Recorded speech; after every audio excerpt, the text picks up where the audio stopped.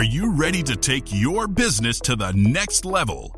Every day, there are countless books and articles that are published offering the key on how to make your business a success. It's easy to feel overwhelmed trying to keep up and run your business.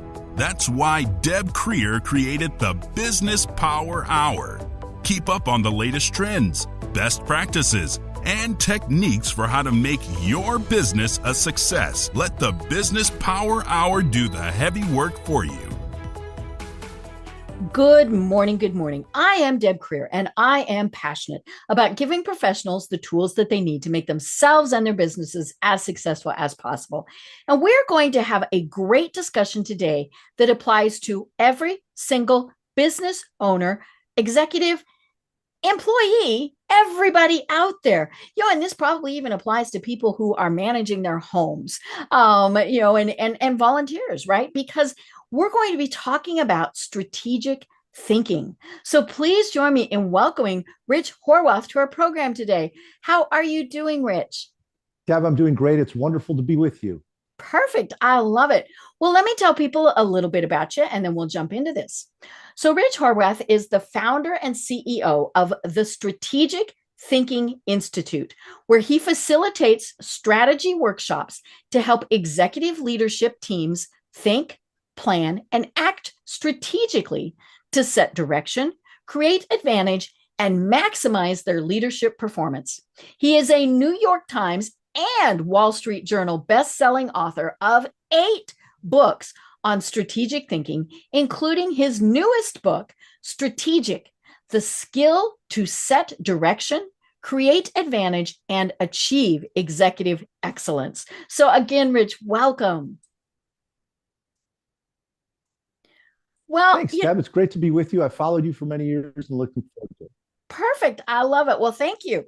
So I always like to know from my guests how it is that they got to where they are today. So tell us a little bit more about that. Well, it actually began about 25 years ago, and I know I'm dating myself by saying I was going to say you were 12. You are so sweet to say that. I was working for a marketing firm, and we were doing a strategic planning session, a 2-day offsite type of situation. And we had a break, and one of the managers, mid-level manager, came up to me and said, Rich, I just had my performance review, and my boss said, I'm too tactical. I need to be more strategic. How do I do that? And Deb, this was about 25 years ago. So most of the books on strategy were about corporate strategy or international global strategy, but there wasn't really anything for the individual leader, executive person to be strategic day in and day out. So that was my light bulb moment. I said, there really isn't anything here. So I started doing research, started writing, created my own company, and really have dedicated the last 2 decades to helping people create that roadmap from going from tactical to strategic and doing strategy on a regular basis versus once a year where it happens like a birthday. There's a lot of signage and fanfare. Right. Then it goes away for 11 it goes in the notebook months. on the shelf. Yes, exactly. Collecting dust. So I've really tried to make strategy about an ongoing dialogue about the key business issues that are really going to help you outperform the competition in serving customers. I love it. Well, let's take a step back. What do you mean when you say strategic? Yeah, it's funny, Deb, and you've been in a lot of these rooms as well, where people are throwing the word strategic around and putting strategic in front of lots of other words to sound important. And so I've really tried to find out, what does that really mean? And when you look in the dictionary, typically under strategic, it says of or relating to strategy, which doesn't really help us as much as we'd like. So I've tried to define strategic as possessing insight that leads to advantage. And so we could break that down a little bit. When we think then about a strategic plan, the plan can possess insight that helps us lead to advantage. So that would be strategic. A person can be strategic because they can possess insight that leads to advantage. But then when we start putting strategic in front of other words like strategic objectives or strategic big rocks, then it starts to get watered down a little bit. So if we use that definition of possessing insight that leads to advantage, then I think we can start to make sure that we're using the term when it's appropriate and we're not overusing it. And, one of the key pieces there, Deb, is this idea of insight. And we hear the word insight a lot. And I define an insight as a learning that leads to new value. So if we think about our daily work, really what we should be doing as small business owners, as executives, is we should be mining our experiences, our interactions for insights, learnings that lead to new value. So a lot of my work with senior leadership teams is giving them tools and frameworks to stimulate the thinking that generates those insights, those learnings that helps them provide more value to the folks that they serve. Right. Yeah. And you mentioned the yearly process, right? So we do a yearly marketing plan, a yearly business plan. How does that tie into strategy and strategic thinking? Yeah, it's a great point, because we have typically lots of different plans floating around in the organization, like you said, from marketing, maybe HR, IT, operations. And one of the things that we need to remember is that strategy is a way to get everybody on that proverbial same page. Okay. It's a way for us to unify our thinking and our actions and our behaviors so that we're using the resources that we have in the same direction. When we think about strategy, we think about really it being how you're going to achieve your goals. So the word how is really important. So if we think about the goal, let's say we want to get to this mountain, we want to get to the top of this mountain. Strategy is really the highway, the path that we take to get there. It's got some guardrails on it, and we've got tactics, which would be the vehicles. So we might be taking a semi truck, we might be taking motorcycles or mopeds, but we need to remember that strategy is really that path, that roadway, that guidance that helps us put our resources in the best place possible to reach the objective or the goal that we're trying to hit. So if I'm hearing you right, those other plans have to incorporate strategy. Yes, absolutely. And one of the things that we run into once in a while, Deb, is people abdicate the responsibility for strategy to the president of the company or to the brand group. But strategy is not my job. And I would say strategy is everyone's job. Right. We all have resources, time, talent, maybe some budget, attention, and really how we use those resources day in and day out.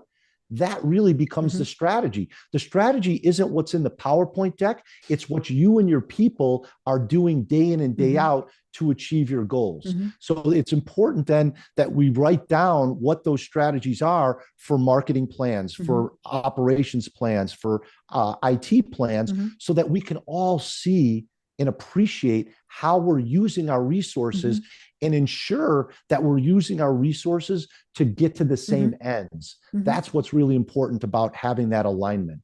I love that. So, it should be, all of these plans should be living, breathing documents, right? Not just that we're going to do it once a year, put it on the shelf and never look at it again, because situations change. I mean, the one thing COVID taught us was things change. And you and I were talking before about politics. Politics changes things, whether it's state level, federal level, whatever it is, things change. And if you only review your planning once a year, you're going to be in big trouble. And, you mentioned a lot about that, the fact that companies fail because they have bad strategy. Yes. And you bring up some great points there, Deb. One of the things that you talked about was doing this once a year. And what the research shows is that the number one driver of revenue growth for companies of all sizes is the reallocation of resources throughout the year, right? Not once a year, but the research also shows 92% of companies only reallocate resources once a year. Right. So if anybody out there can start to move their resources, their time, their people, their talent, their budget throughout the year, let's say monthly or quarterly, you're going to be ahead of the majority of other companies that are out there that are only doing it once a year, Deb, because you bring up a great point. Things are changing constantly. So we need to also adapt our plans, our strategies, our tactics to make sure that we're leveraging all of the good things that we can do in order to drive value for those that we serve. Right. And I happen to think that a company, whether you're a company of one or a company of a million, your best resource is your people. And Yes. those are continually changing, and so if at the start of the year, if you're like, well, Rich is going to be in charge of this project, and the second day of the month or of the year you quit, or you get promoted or whatever, Sure. then if we haven't redone that plan, we're in serious trouble. Yes, exactly. And you bring up a great point, because context, the ability to gauge our situation Mm-hmm. is so important. Mm-hmm. The analogy I always make for groups when I'm leading strategy workshops is that if we went to our doctor and we had a rash on our arm, Mm-hmm. but we didn't know what it was, and we went into the doctor and we got into the exam room and Mm-hmm. she looked at us, but if she didn't ask us any questions or she didn't take any Right. tests and she gave us a Mm-hmm. prescription, Mm-hmm. we would think that's crazy, because Right. we know in Mm-hmm. medicine, the adage is prescription Mm-hmm. without Mm-hmm. diagnosis is malpractice. So Right. we Mm-hmm. have to diagnose first. Mm-hmm. But in business, we're not doing that all the Mm-hmm. time. We're prescribing new Mm-hmm. activities, new tactics Mm-hmm. without first stopping to diagnose Right. what's happening around Mm-hmm. us. So that Right. situation assessment's really Mm-hmm. important. Well, and yeah, I mean, it's asking those basic questions. What resources do we have? What's going on? Just anything and everything that can pertain. And I was talking with a friend who we were talking about the tariffs that are going to be happening, and he works with a company that will be majorly impacted because they buy materials from several of the companies that are on those lists. Now, without debating the good and the bad of the tariffs, this company was thinking, oh dear. But then they thought, okay, so we can't do A with new stuff. We still need to fix what's out there. So, what can we do to change and adapt to that? And they're obviously, it all depends on what actually happens, but moving people around, reallocating resources, all of those things. But again, if they had just sat there and went, well, no, this is our plan, the company might make it, but more than likely it wouldn't. Yes, absolutely. And that's a great thing for all of us to think about, is Mm-hmm. how adaptable are we to Mm-hmm. our situations and Mm-hmm. circumstances? I mean, obviously we want to have direction, we want to Mm-hmm. move our resources in a certain way, but we need to be adaptable. And I like to think of the improviser's mindset. Mm-hmm. When you take improv classes, one of the things they teach you is you don't say no to things, you say yes and. Yes. You build Mm-hmm. off of the current situation. Mm-hmm. You don't try to fight against the current, Mm-hmm. you go with the current. So Mm-hmm. that yes and, I think, is something we can use in business a lot as well. Mm-hmm. To your point, there's new tariffs involved. Yes, Mm-hmm. and how might we work Right. with that? How Mm-hmm. might we create something else Mm-hmm. of value? So I like your approach there, Deb. I think we have to have that mental Mm-hmm. adaptability as well as flexibility, Mm-hmm. and then we need to be able to improvise in the Mm-hmm. moment. Right. And obviously COVID taught people a lot about that. One of my favorite stories that came out of COVID was Jack Daniels, right? The whiskey company. Yeah, they're a little bit further north. They're kind of halfway between us, maybe. Right. But they could not make whiskey there for a variety of reasons. So they started making hand sanitizer. And and then of course, all of a sudden their employees became essential. So they got to, and they even put it in Jack Daniels bottles. I just thought it was the funniest thing in the world. But but people thought, well, hey, this is cool. I'm going to buy a bottle of this. But they were able to figure out a way, first of all, to keep their employees employed. And I thought that was one of the best things. But they went, okay, well, we can't do this, so we're going to do this. Now, as soon as they could, obviously, they went back to making whiskey because that's where their money is. But yeah, it was just, and I mean, how many companies would have even thought of that? Right, exactly. And to that point, I worked with a medical device organization that was focused in the cardiology space, and we were doing a workshop around innovative thinking.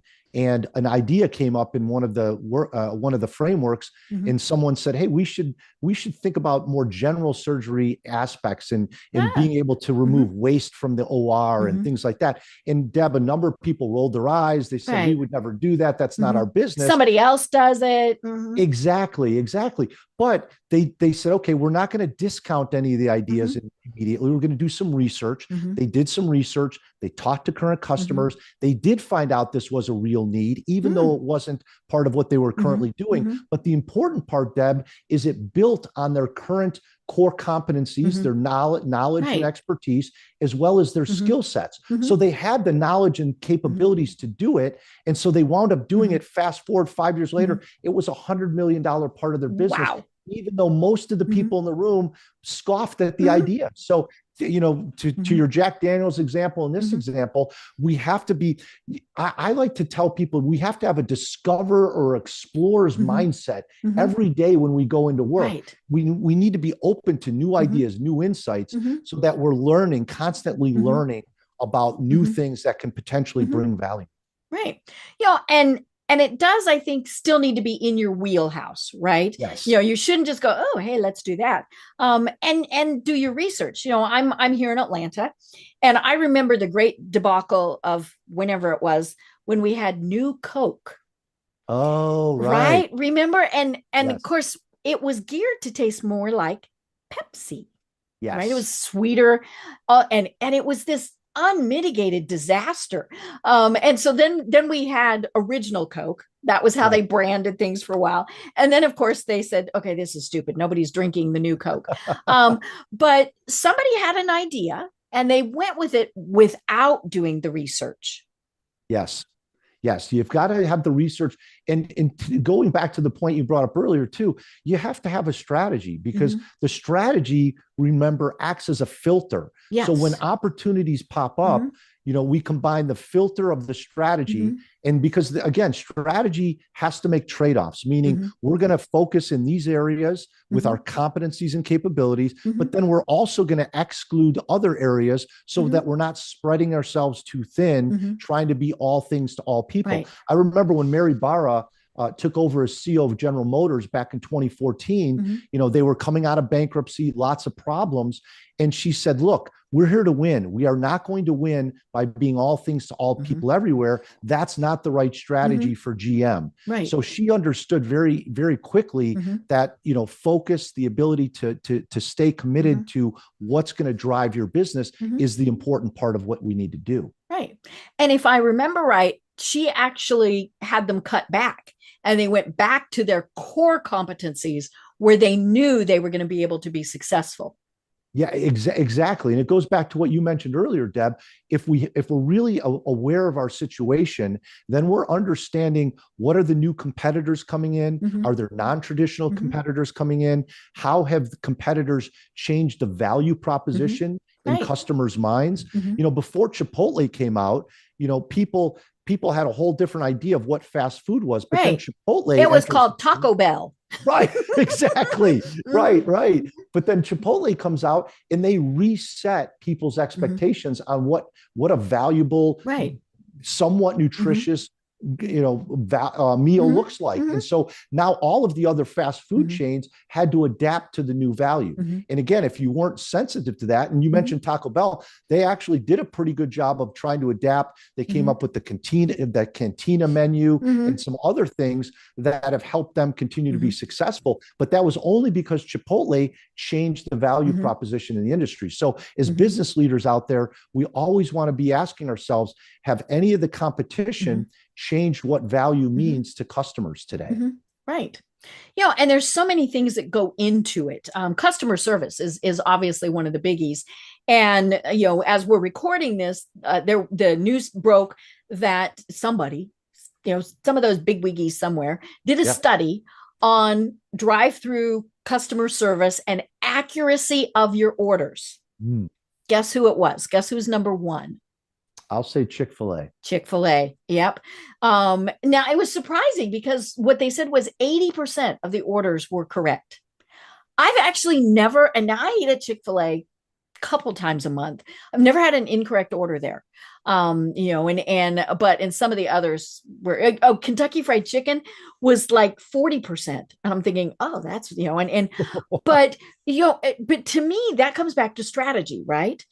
What is Chick-fil-A doing to make Mhm. sure that the orders are right?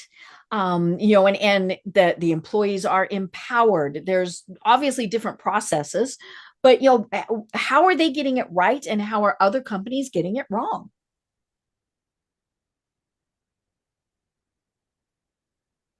Oh, we seem to have a little time lag. Um, but yeah, how is it that Chick-fil-A is so successful and other companies still are struggling with things like customer service? Clearly it's their strategies. Yeah, and you bring up we talk about Chick-fil-A.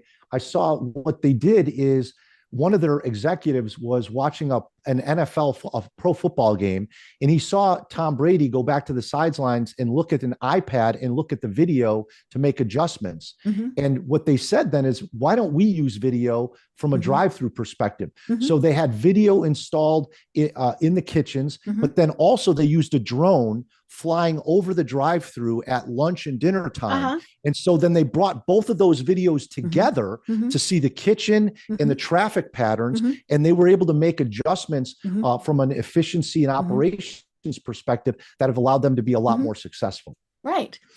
And was that an additional expense? Sure. But it was worth it, because we all know, okay, we can go there, they're going to get the order right, we're going to be in and out quickly, it's just, it's something. And I'm sure one of the things they also did was they asked their employees, what do you think? What can we be doing better? When you look at, what I love about it is when you look at their employees, we're talking youngsters, you know, Yes. somebody the other day was talking about the fact that the work pool is the same. you know you've got your Chick-fil-A employees and you've got your McDonald's employees, and your McDonald's employees throws the food at you. And Chick-fil-A says, it's been my pleasure to serve you. Their Yes. strategy is to train them that way. Yes, that's a great point. Their strategy is to train them. Mm-hmm. And again, you think about, we talked earlier about the ability to focus, right? Mm-hmm. I mean, they're not making burgers, they're not trying to do Mm-hmm. Mexican. I mean, they have Right. a very simple menu, Mm-hmm. but they do it really well. Mm-hmm. Right. And they make a big deal when they add something, but it's always chicken. Yes.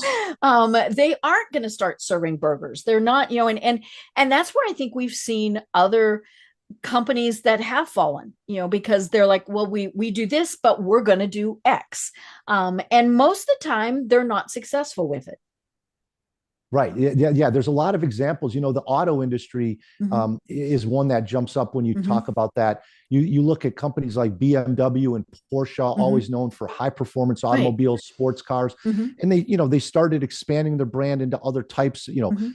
Vans for BMW for a Right. while, the sport utility Mm-hmm. vehicles, and they're having some success. But I think if you're a sports car lover, Mm-hmm. maybe a little bit of the tarnish has come. It's Right. gets a little tarnished You because don't want to be next to the BMW minivan. right, right. So I think Mm-hmm. the auto manufacturers Mm-hmm. have had a fine line to Mm-hmm. walk with that, because yes, you want to expand your Mm-hmm. business, build on core competencies, but then do you lose the decision Mm-hmm. factors that were so strong in Right. your favor Mm-hmm. by spreading your Mm-hmm. resources across different product Mm-hmm. lines? Right. And I mean, people buy things for a specific reason.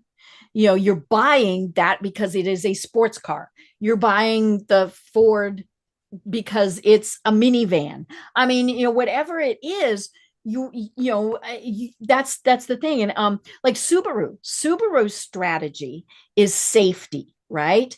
Mhm. And I mean, a car is a car is a car, but Subaru builds them to be safer.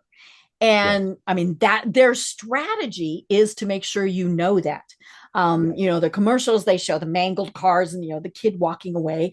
right. And nobody else can do that.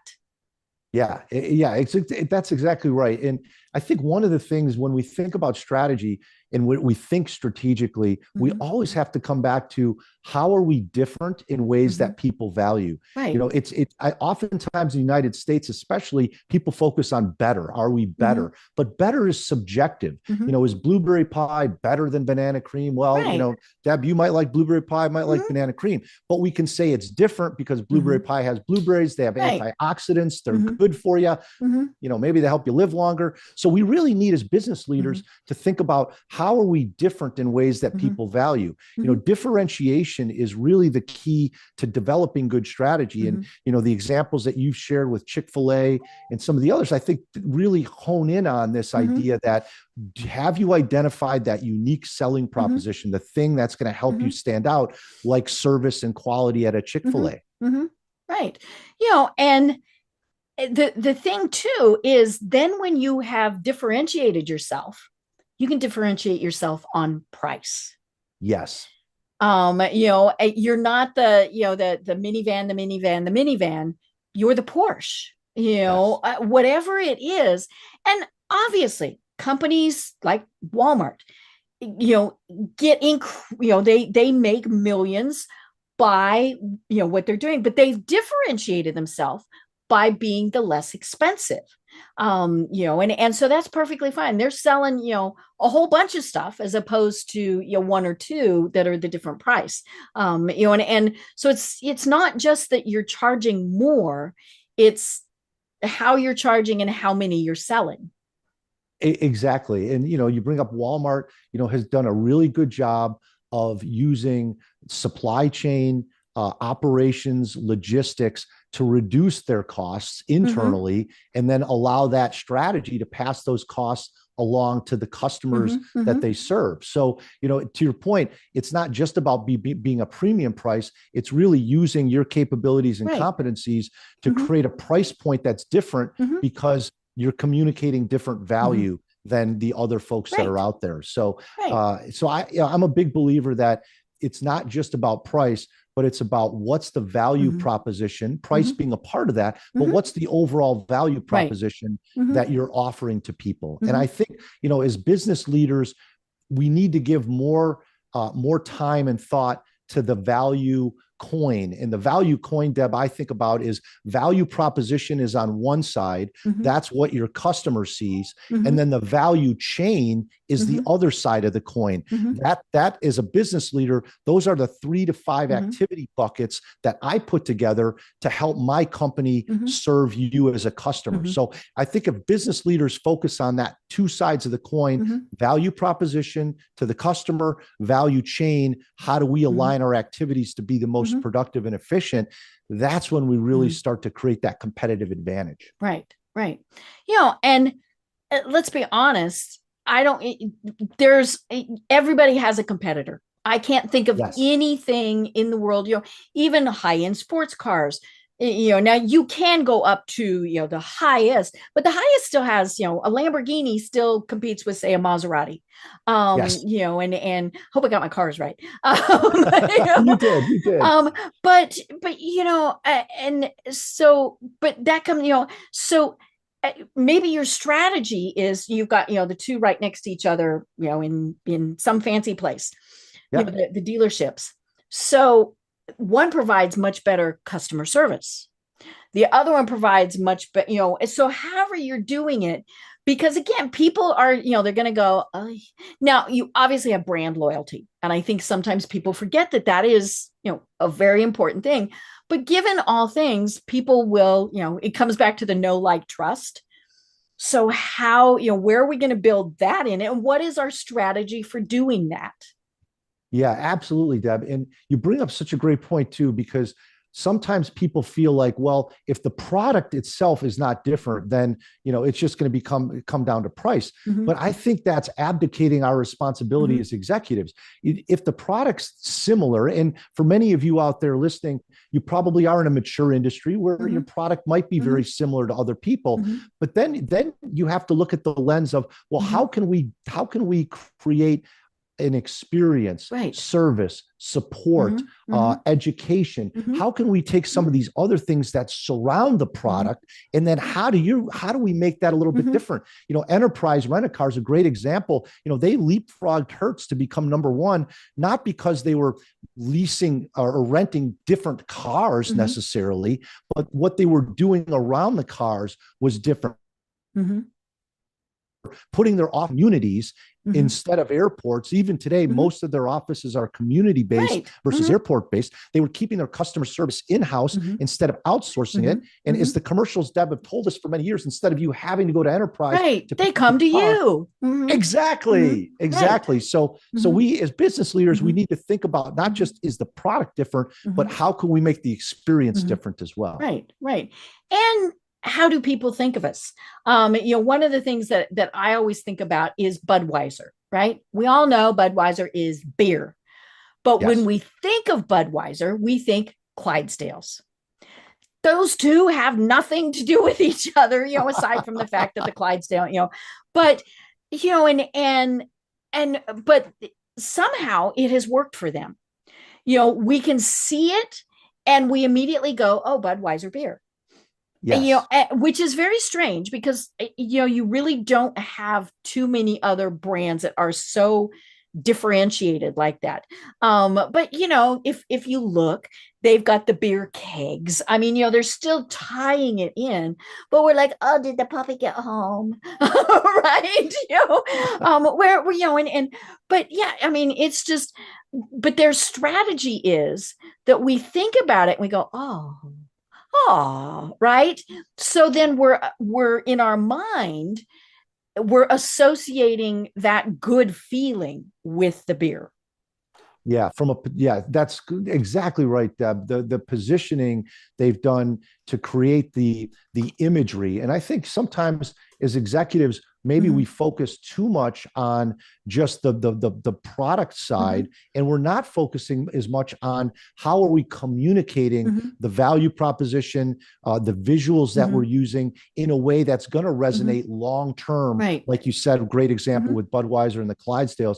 But how are we going to communicate and package that? I work with a lot of companies, Deb, where when I come in, they've got good differentiation, but they're not packaging it. They're not communicating it in a simple way, like you said, with a visual, maybe it's a jingle, something that's going to resonate with people's minds and their customers. So I'm with you that when it comes to strategy, we've got to differentiate. We've got to look at not just the product, but the value proposition, the experience, everything that's around it, including the imagery as well. Right. And then I also think that when you have a well thought out strategy, not just, let's do this today, it needs to be something that can stand the test of time.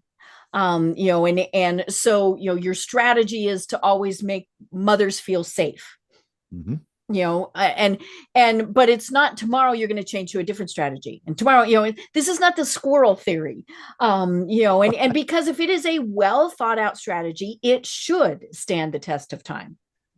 Yes, absolutely. And that's a great point. I see companies oftentimes changing strategies, like they become a flavor of the month at Baskin Robbins or Dairy Queen, where they're changing so often. And what happens then is the people working there, they lose confidence. They lose faith that there is a strategy. So now they're not committing themselves to the strategy. They're doing their own thing on the side, feeling like, well, the strategy is going to change next month anyway. So why should I commit and change and change what I'm doing? There's some interesting research, Deb, that shows that if people believe that you're strategic, that you can set good direction, they're 40% more committed to executing those strategies than if they think that you're just tactical and going to be changing things every month. So you're right on point, Deb, that we don't want to be changing strategies all the time, but what we want to do is understand what's changing in the situation, our ecosystem.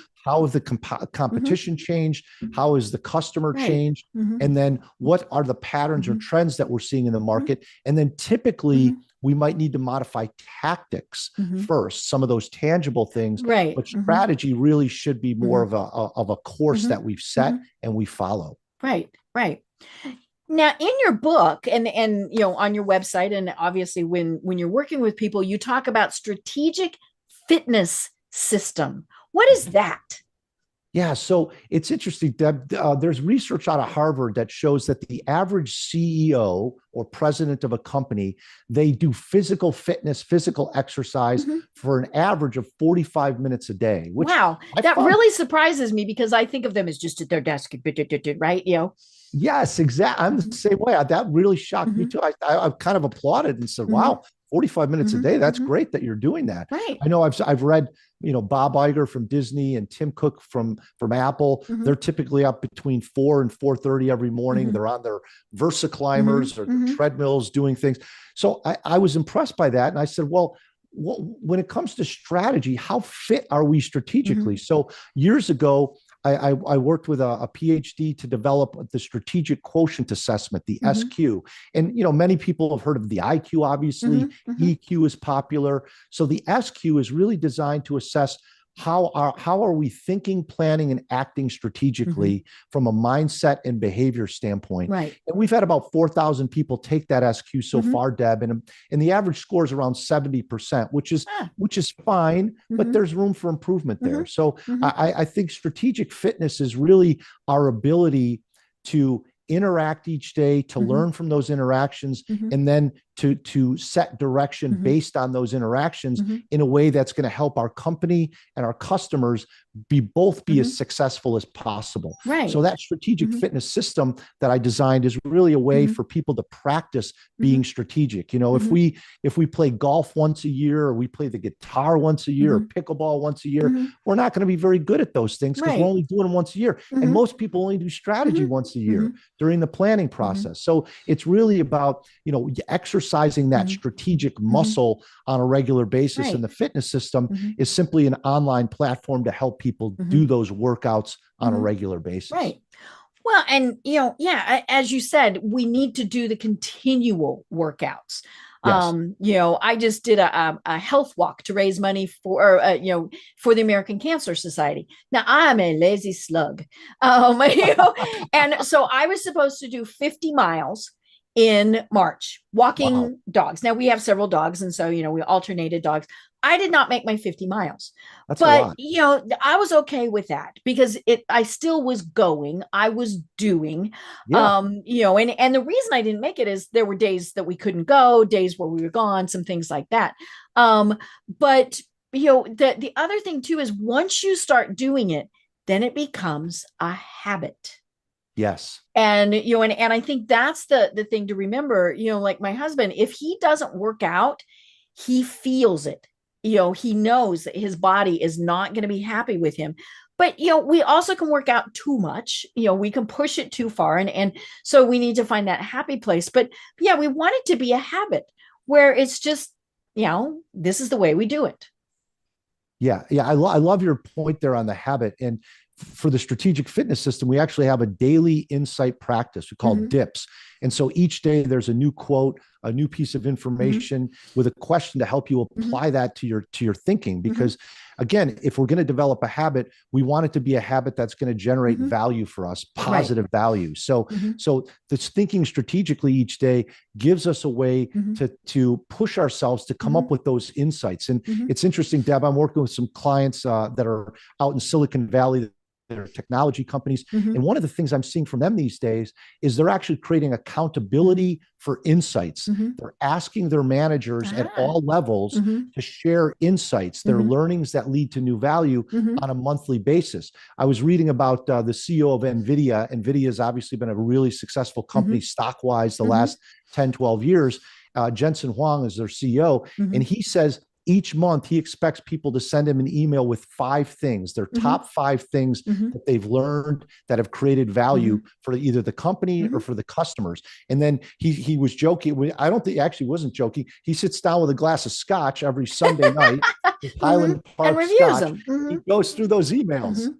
So everybody does it differently, but I Mhm. think to your point, building that habit, Mhm. practicing and using insights, Mhm. those learnings is a great way Mhm. for us as business leaders to build our Mhm. expertise to help others. Right. Right.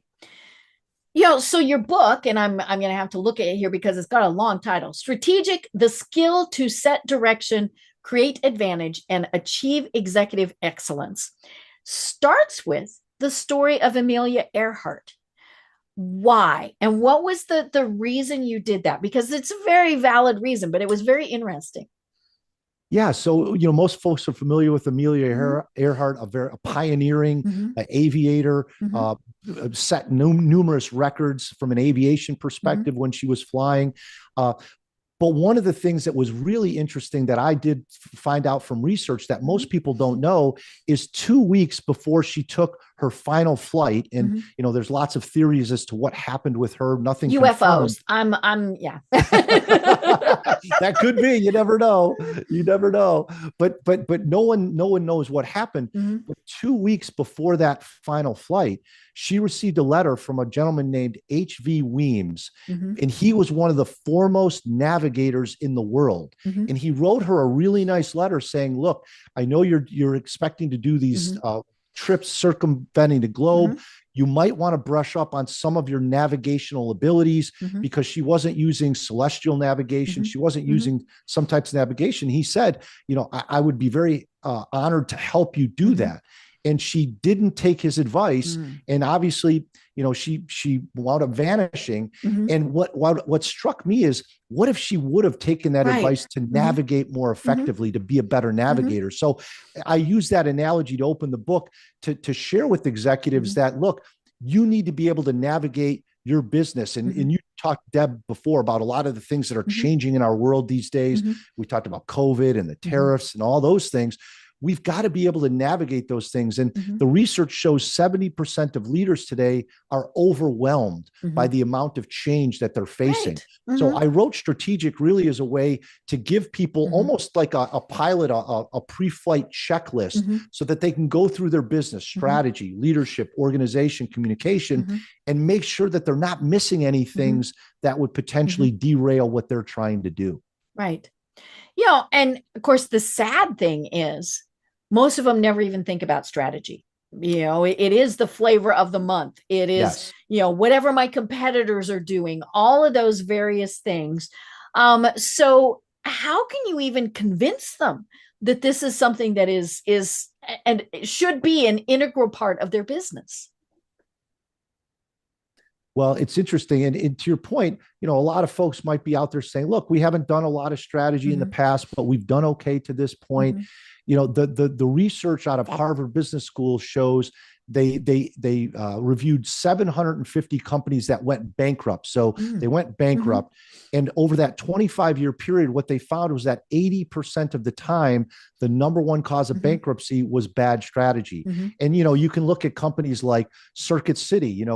If any of you out there read the book Mm-hmm. Good to Great by Jim Mm-hmm. Collins, a really terrific book. Mm-hmm. Back in 2001, in that book, Circuit City was cited as one of the Mm-hmm. top 11 companies in the world based on their financial Mm-hmm. performance. But then 6 years later, they were gone. They were bankrupt. Right. And Mm-hmm. they're actually, the CEO, who was the previous CEO, Mm-hmm. wrote a really interesting book called Good to Great to Gone, Ah. about what the demise Mm-hmm. was for Circuit City. Mm-hmm. And his point was, we stopped doing strategic planning. Mm-hmm. We felt that we were number one in the market. Mm-hmm. We discounted what Best Buy was Mm-hmm. doing. We got complacent, and we weren't planning and keeping tabs of Mm-hmm. what was important to customers. Mm-hmm. So I think when you share with people the data on 80% of bankruptcies are caused by bad strategy, Mm-hmm. and then you point out companies like Best Buy, like Circuit City, Blockbuster Video, BlackBerry, Toys R Us, there's lots of examples where, yes, you can be number one, but if you're not paying attention to developing good strategy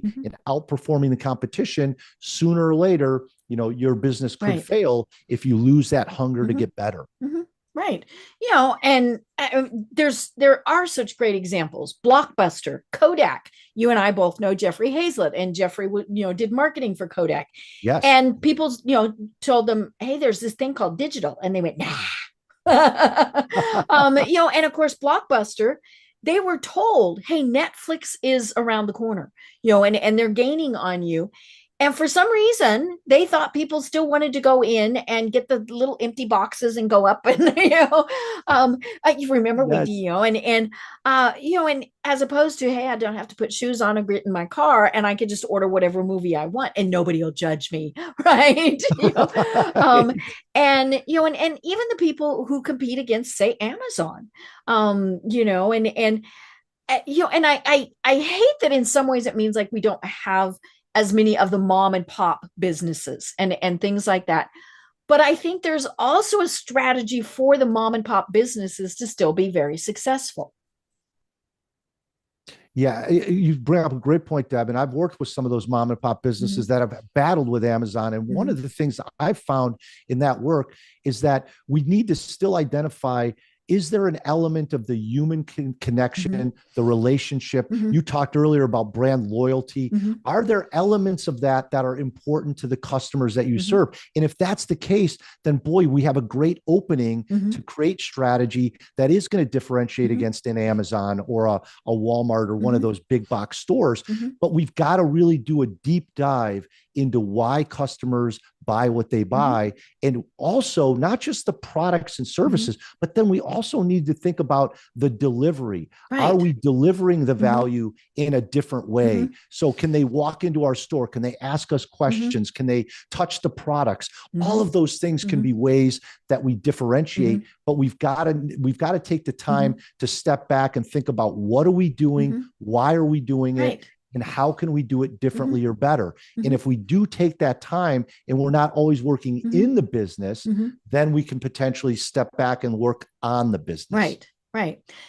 And it's like we're saying, it's strategy. It's all of those things.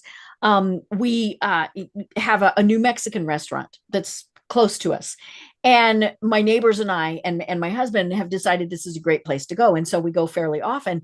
But we were in there last week and we started talking about the fact that it serves pretty much obviously the same food that a lot of other restaurants do, but all of the people who work there are friendly, helpful. You don't have to wait for your waiter to bring you water. Somebody else is going to bring you water. They all greet. Now, we've been in there enough that they remember us, which I don't know, maybe that's not a good thing, but, but just those little things that they do that are different. That's why it stands out. The food is the food is the food. And that is pretty good. But like one of the people that we were with, what she got, she didn't like. Turns out she orders and she was like, no, I don't. She took one bite and went, nope. Yeah. And so we called the waiter over and she was like, oh, I'm fine. And we said, no, you paid for this. And so called the waiter over. He was very contrite. He was like, oh my gosh, and so he went and he got the manager who came and was, what can we do? Not, well, that's what you ordered. Or he was like, what do you want me to do to fix this? And so he actually brought her another plate of something different and all sorts of things. But just those little extra things that this place is packed and hopefully it will stay packed. But yeah, and I think some people think, well, those are stupid. Well, no, they're not. If I walk into a business and somebody doesn't say hello, now I don't like it when it's welcome to Moe's, right? There's they just scream out. I don't like that. But hi, how you doing? There's a reason Walmart has greeters at the door.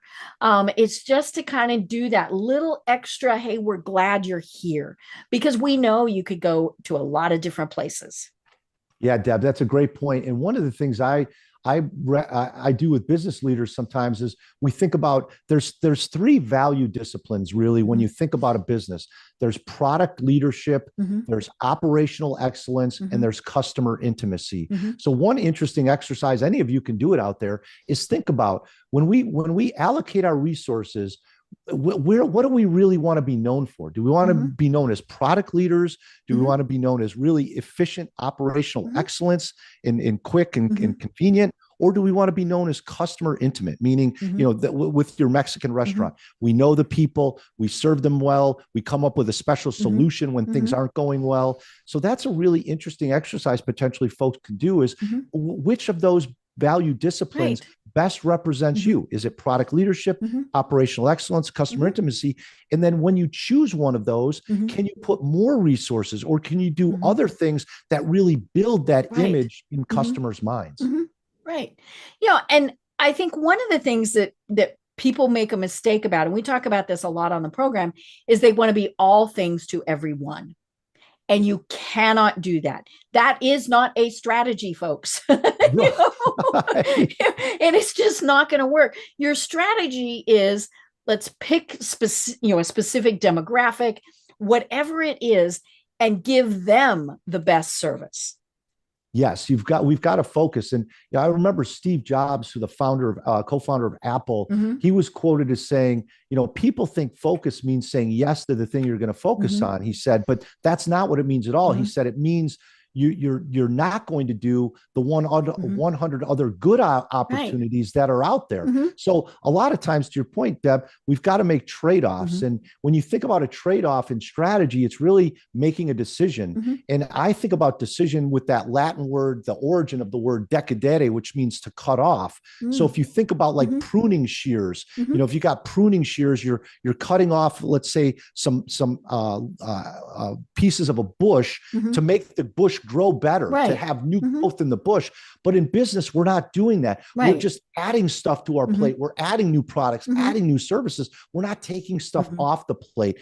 And what I find is the best leaders, they're continually pruning their business. They're taking things off that are no longer valuable, that are adding cost, that are adding complexity, but they're really disciplined about editing, about taking stuff away. And I think that's what good focus is. It's not overwhelming people with lots of choices and stuff. It's giving them the best of the best so that they can pick that out. Right. And you're always going to have some customers that say, but I loved that. Well, you might lose them, but then of course the key is to give them a good alternative.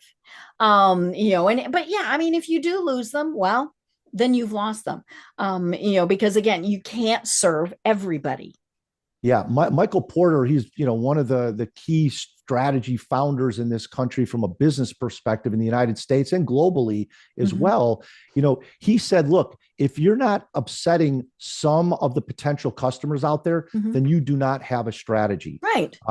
Because the reality is we're not going to bring great value to everyone. And Southwest Airlines is a good example. They've been successful for many, decades and decades, because they don't serve everyone. If you wanted Southwest Airlines, if you wanted a nice meal and exclusive, special seating and things like that, well, guess what? You weren't going to get that on Southwest for many years. But if you wanted low price, you wanted a quick bounce from one short city to another, they were going to be able to give you that, and friendly service, and the flight attendants making jokes on the pre-flight instructions. So but to your point, they weren't trying to please the business traveler back then. Right. Now they've started to do some things to open that up. And they're getting a lot of pushback, right? Yes, they are. It's funny. People don't really mind the basic, what we call cattle call of, but charging for luggage, because that's one of the reasons we fly with them is, my suitcase flies for free. Well, yes. Now if I have to pay for my suitcase, I'm going to look more at, maybe it's this Delta flight goes at this time, the Southwest flight goes at this time. Well, if they're basically the same, I'm going to pick whichever has the better time. It's very interesting to see that Southwest is undifferentiating themselves. I don't know if that's the right word, but they're trying to step back, and I have a feeling they're going to discover this is not going to work.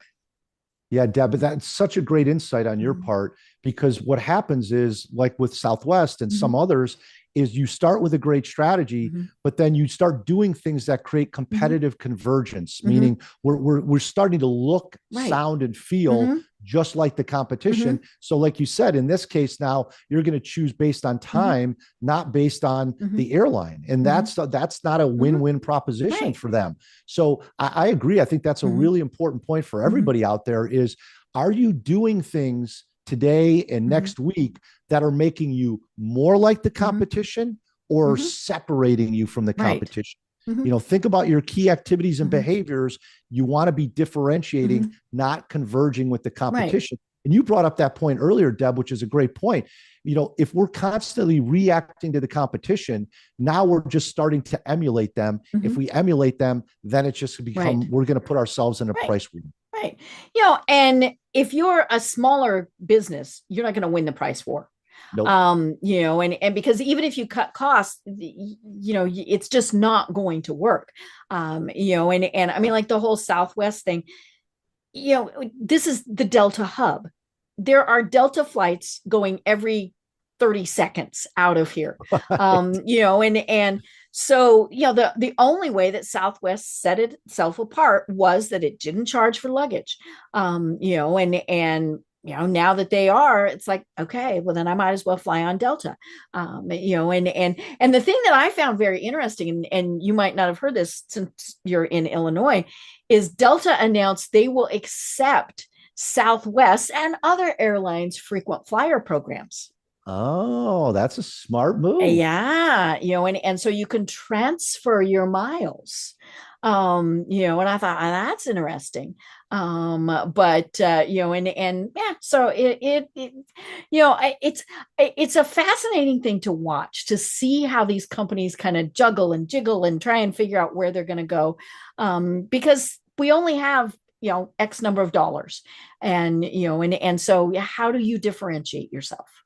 Yeah. And that's a great example too, with the airlines and the loyalty programs, because one of the things every business leader needs to look at is, what are the barriers to transition from a customer coming from our competitor to us? Right. Are there barriers? And the loyalty program's a big barrier, right? I don't want to lose my status. I don't want to lose my 11 gazillion miles. Right. So Delta, great point there that, hey, we're going to eliminate that barrier to you becoming a customer. So it's a great point you bring up, Deb. Everybody listening out there, what are the barriers from you having customers come over from the competition? How can you eliminate those barriers? And are you creating some things that are going to have that sticky effect so that customers want to stay with you? Right. Well, oh my gosh, Rich, it's almost an hour that we have been having this discussion, and it's so interesting. We could go on forever. See, this is why I set the timer, because, I didn't talk about, Super Bowl commercials and how those are very confusing and, all sorts of different things. But for people who are saying, okay, I need more, I need to work with Rich, how do they find you, and what are the services that you provide?